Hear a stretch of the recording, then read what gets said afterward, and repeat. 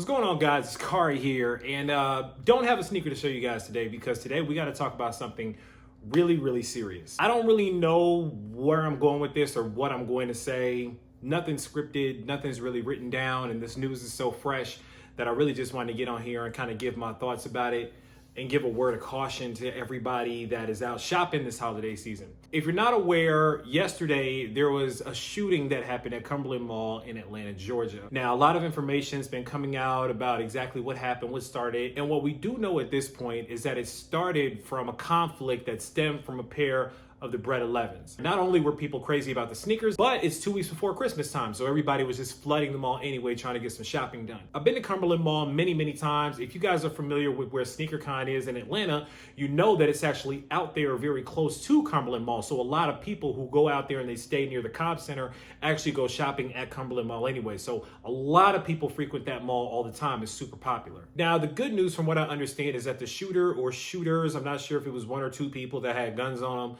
they've already been identified, and I believe at least one of them has already been captured by the police and detained, which is great news. Also, really good news is that the person who was injured, only one person, thank goodness, was injured. That person is actually gonna be okay. Luckily, thankfully, nobody else, with all those people shopping in the mall, nobody else was injured, nobody else was seriously injured for that matter. However, as we all know, that isn't always the case. And we've dealt with a lot of really serious situations in the past that had to do with gun violence directly linked to sneakers. So much so that if you guys remember the 1990 issue of Sports Illustrated, I don't remember the month, I think it was May or so, on the cover it actually had a gun and a pair of sneakers, and the article was called Your Sneakers for Your Life. And it was talking about how even in the 80s and in the early 90s, and of course as time has gone on throughout the last couple of decades, we have continuously dealt with violence as it pertains to sneakers. I'll give you guys a quick story. I remember back in 2011, the Jordan 11 Concord dropped back then. I actually was scared for my life trying to pick that sneaker up. There was a mall here in Huntsville, Alabama that was called Madison Square Mall. The mall is no longer here, doesn't exist. It was torn down, I think last year or so. They're building a new mall there. But while the mall was there, that was the spot for sneakers. If you knew somebody, there was a Finish Line, there was a Foot Locker, there was City Gear, all these different sneaker stores that were down there. Everybody went there for all their shoes. And I'll never forget, the morning of the release, they actually had to keep people outside of the entire mall. They wouldn't even let them line up inside of the mall because the demand was so crazy and there were so many people packed outside of the doors, literally trying to break down the doors. There's footage actually out there of people in other malls across the country that were breaking down the doors, kicking down doors, violent stuff just to try to get their hands on a pair of these sneakers. Either because they just wanted them for themselves or because they actually were trying to flip them and sell them, but for whatever reason, they just had to have these shoes. And I'll never forget, there were a couple of guys in particular, everybody was kind of looking at them because they looked a little sketchy anyway, and they were trying to move their way through the crowd and get up to the door and everything, and I think they felt like they knew somebody that worked inside of the store, so I think they thought they were already good with the size. Basically, they were like, hey, I need this size. Apparently, the people in the store said the size was sold out, something like that. They got mad about it, and they pulled out guns. And everybody kind of froze when they pulled their guns out because, obviously, you don't know what's getting ready to happen. If somebody's mad enough to pull a gun out, as I was always taught, they're probably going to be mad enough to use it. So here we are in a crowd of people that you really can't get yourself out of in a fast manner. And all of a sudden you have these really mad guys that pulled their guns out, pulled their pistols out, and they're banging on the glass, tapping on the door and things of that nature. It was a really scary moment for me. And it made me realize that what I used to think was just a hobby could end up being the very reason that something detrimental happened to me or a loved one, or just, innocent people that I don't even know. Now, granted, that kind of risk does come with the territory, especially when you're trying to go out and buy sneakers in person.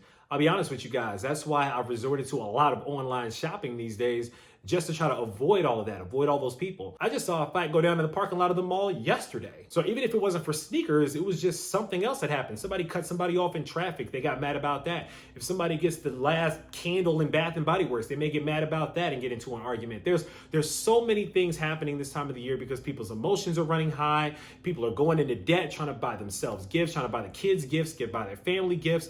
They're working overtime a lot of times, so people are already fatigued and tired already. And what's supposed to be a really happy time of the year, unfortunately, has this dark side to it, especially when it comes to the materialism and the retail side and the consumerism of it all. That's the part of Christmas that I really don't like, this part of it. Because you really don't hear about this kind of violence happening really around any other time of the year, but when it comes time for Christmas, when it comes time for the really big hyped up releases, unfortunately, these types of things can happen. I don't want to drone on too much about this topic, but I guess I do just want to caution you guys to, number one, be really careful when you're out here, when you're shopping, when you're dealing with other people. Number two, make sure that you're treating people with a lot of respect and a lot of space out here. You never know what somebody is going through. You never know what kind of day somebody is having, what they may be carrying on their shoulders that you can't see on the outside. And you never know what might trigger them or really set them off to do something violent. Number three, and I think is the most important piece of what I want to tell you guys today.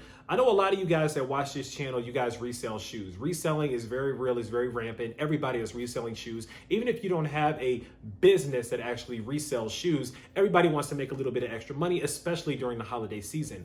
I get that. But I also need you guys to treat everybody else with a little bit of respect out here when it comes to getting these shoes. If you want my conspiracy theory, I wasn't there, obviously. I don't know what happened. But if you want to know what I think about it, it was either a deal gone bad, something involving some counterfeit money, somebody getting upset that somebody else finessed the size that they were supposed to get. Something happened where somebody felt slighted that they were supposed to get a shoe, I think probably a pair of these Bred 11s, for whatever reason. Either they were buying it or they were selling it, the deal went left, and bad things happened. A lot of you guys hit me up on Instagram, you guys DM me, and you guys ask me, how can I start selling sneakers, or can you do more videos about reselling sneakers? And I'm gonna tell you guys, if you guys wanna resell sneakers, be it for a legitimate business or just to make some money on the side, you guys really gotta understand that a lot of times I say on Twitter that the sneaker game is like the dope game. And I've never been in the dope game, but I know enough people that have been in the dope game. I have enough close friends that have been in the dope game to let you know that you run a lot of the same risks and potential consequences when it comes to getting really deep into the sneaker game and trying to sell sneakers and being a part of that culture. It's one thing to just try to buy shoes and keep them for yourself, but it's a whole other ball game when you're starting to do deals and you're starting to exchange money and you're starting to deal with scammers and you're starting to deal with a lot of finessers. And I'm gonna tell you guys like this, in a city like Atlanta, that city is full of people trying to finesse people. I got finessed myself one time in Atlanta. True story, I was in Atlanta one time. I forget which mall I was in. It might've been Lenox or something like that. A guy walks up to me in Urban Outfitters. I'm young and I'm dumb at the time. I didn't realize what he was doing. He walks up to me and he asked me, do I want a MacBook laptop? I actually was in the market for a laptop at the time. So here I am thinking, oh my goodness, this is fate. And I actually told him, yeah, I'm thinking about it. So he's like, all right, hey, I got these MacBooks. They're $300. Let me get the cash, and then I got them for you, blah, blah, blah, blah, blah. I go and I get the cash out of the ATM, give the guy the cash, go outside, I wait for him, and he pulls around, he gives me this FedEx box, and it's this laptop that's all wrapped up in bubble wrap, it's wrapped up in tape, all this kind of stuff. It was heavy like a laptop, felt like a laptop, everything like that. I threw it in my car, I drove all the way back to Alabama, so it's about a 3-hour drive. I get back home, I open it up, it's a mirror. Literally a mirror. The guy had finessed me out of $300 and he wrapped up this really heavy mirror that on the backside of it was silver and it kind of looked like a MacBook. It kind of looked like an Apple computer. I didn't know any better. And the guy took off my $300.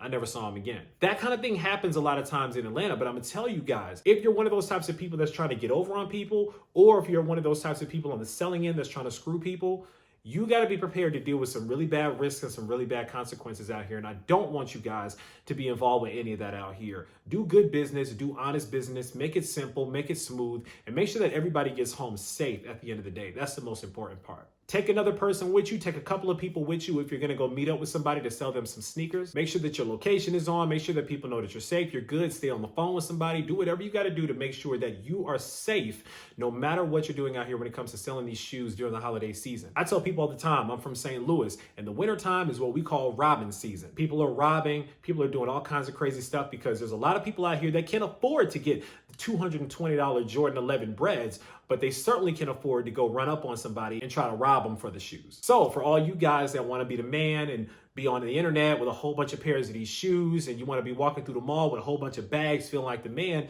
I need you guys to be careful because you are a prime target for getting robbed out here. Get your money, secure your bag, but also be safe. Guys, listen, if you're one of these people that's walking around with that thing on you, it's never worth it. It's never worth the consequences over a pair of sneakers. Now somebody's in jail because of a pair of sneakers. It's not worth it. Anyway, guys, I'm gonna end this here, but I just want to let you guys know, be safe. Definitely thoughts and prayers are going out to the person that was injured. Thankfully, nothing more serious happened to that person or to any of the innocent bystanders out there. Y'all be safe this holiday season. I want to see everybody in 2020. I want everybody to be safe out here, all right? Let me know what you guys think about what happened down in the comments. There's a dialogue a little bit. Let's also share some tips about how to be safe out here, especially for you sneaker sellers or for you people that are buying sneakers out here. Share your tips about how to be safe out here and some things that people can do to make sure that they're protected out here, all right? All right, guys, that's all I got. More unboxings are coming very soon. I got some really major heat to show you guys. But for now, I go by the name of Kari. And until next time, I'm out.